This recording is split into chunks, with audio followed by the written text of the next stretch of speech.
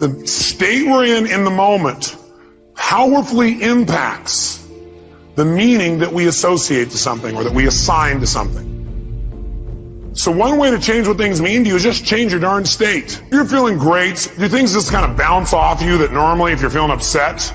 Would you change the way you look at them probably, change the way you feel about it? You bet. So we need to really still manage our state. And we talked about that a great deal last session. I want to make sure that that's part of your life's work.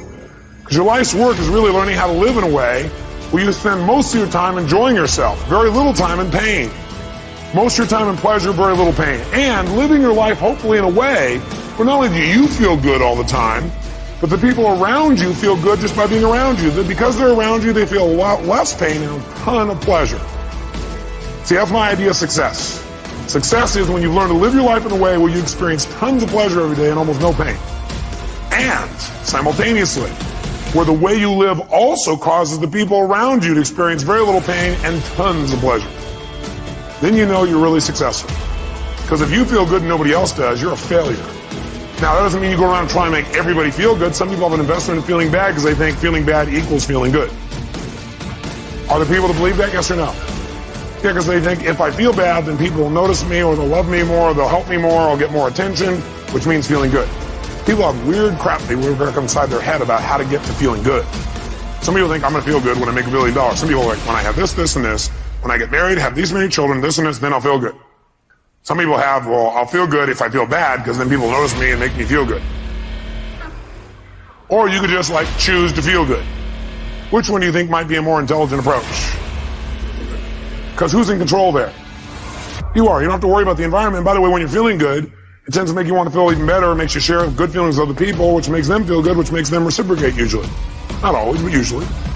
Kind of nice. So the bottom line is we got to manage our state still. And as a reminder, as far as that's concerned, changing state means change the meaning. And the way you can do it is either by changing your what? Change your physiology. Physiology, again, means the way you move, the way you breathe, your facial expressions, your gestures. The way you use your body determines the way you feel. You got to remember that for the rest of your life. If you're not feeling the way you want to feel, first thing you do is just change the way you're moving. Emotion is created by what? Motion. Emotion is created by motion. You have 50 muscles in your face. A slight change in any of these muscles will radically change the way you feel. Remember we did this last time, I think. What I'd like you to do right now, real quick, is create some tension in your body, some tension. Then put a big, huge smile on your face while you're doing it and notice how it feels. How many feel somewhat excited when you feel this? Let me see your hands. You know why? Excitement has tension in it. The only difference is you send a different biochemistry into your body. You fire off different biochemicals when you make a smile.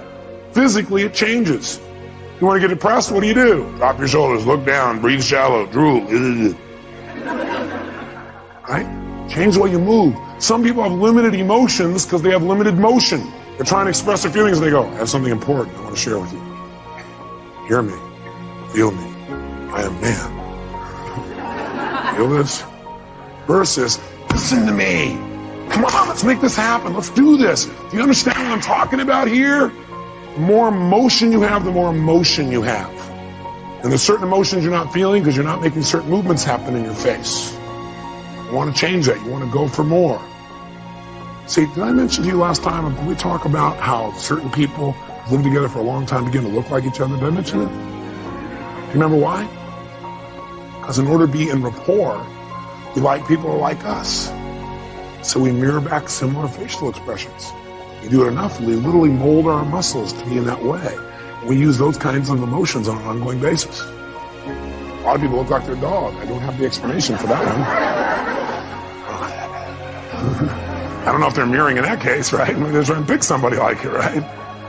But see, the thing we got to realize is we got to control our physiology. So throughout this day, as last time, I want you to remember to live at level 10. You remember what that means? Living at level 10 means what you got to do is ask yourself on a scale from 0 to 10, where's my level of energy? 0 is dead, 10 is unstoppable. Which level is going to allow you to get more out of this weekend? Which one? 10, without a doubt. If nothing else happens from you coming to these fortune programs, but every time you get here, you demand from yourself for 4 days to live at level 10. You think you might develop a little stronger emotional muscle, yes or no?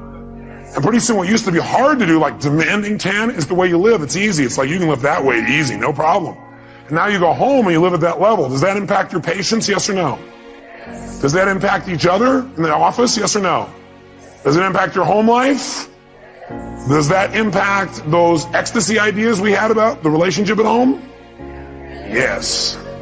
See, if you're level 10 every time with your personal relationship, would that enhance it? Yes or no? So how do you determine whether you're at 10 or not? You decide to go there. And the way you decide to go there is you got to ask yourself on a regular basis, where am I? See, I found the more you measure something, the better it gets. But if you don't measure it, you're not going to do well. If you set a goal on New Year's Eve and then you check next New Year's, you're in trouble. Because you had one correction. It was at the end of the year and it was too late. Once a month, you got a better chance. Once a week, you can really have it. Once a day, you won't have a bad year. You won't have a bad month. The worst you have is a bad day. The more we measure, the better we get. So what we've got to do is ask ourselves, where are we on a scale from 0 to 10? Where are you right now on a scale from 0 to 10? Sit right now like you would if you were at level 10. Yeah, that's clear. You weren't at 10 then, isn't it? Come on, sit the way you be at level 10. I mean, absolutely, totally energized, excited, having fun, being outrageous, playful. Sit the way you be sitting right now if you're at level 10. Come on. And oh, you're not at 10. Come on. Come on, this is not 10. Let me see 10 here. Come on, even more energy, come on. Most of you would probably have to make some noise or do something with your body to get to level 10. Come on, wake your body up. Come on, come on, come on, come on, come on. Come on, wake your body up. Come on. Come on. And I want to ask you a question. What is the focus of your life? What is the focus of your life? In life, you have a critical option. You can take a stand in your life, or you can follow the crowd. See, people who follow the crowd, their lives are not focused. They're not immersed in anything. People who take a stand, they're living a life that has some power, a life of achievement, a life that has some meaning. People that are taking a stand in life, they are consciously involved in a process to design a life of substance. People who are following the crowd, these are people that they're just doing what everybody else is doing. So that's a crowded road over there. They're following the followers. I want to talk to you about taking a stand with your life.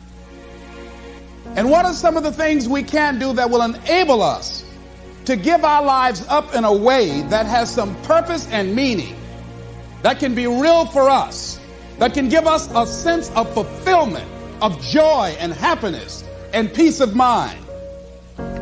I mean, you got to be aware of these faces. They affect you, you know. Try to stay around pleasant faces, and if you have an unpleasant face, try and smile more. It's good for your health. And there's another dividend, you look better too. So, looking for a way in which we can begin to give our lives some special power.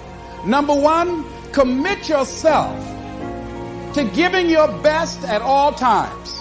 So now more than ever, it's about increased productivity. Now more than ever, it's about superior quality service.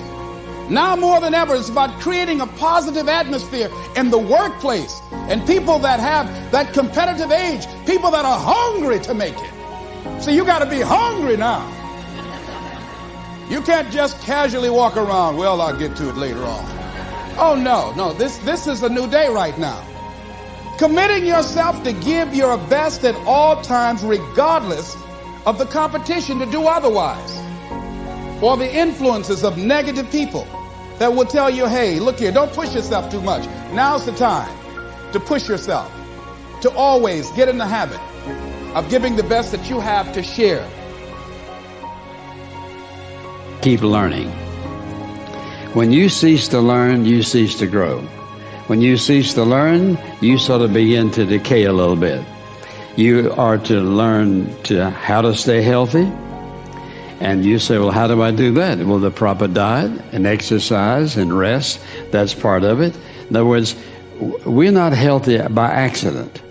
It's by learning some key things in life that really make a difference. And when we keep learning, something happens in our life. For example, you and I are living in an age when we've had to keep learning. Because when I was born, there were no computers that I knew of in 1932.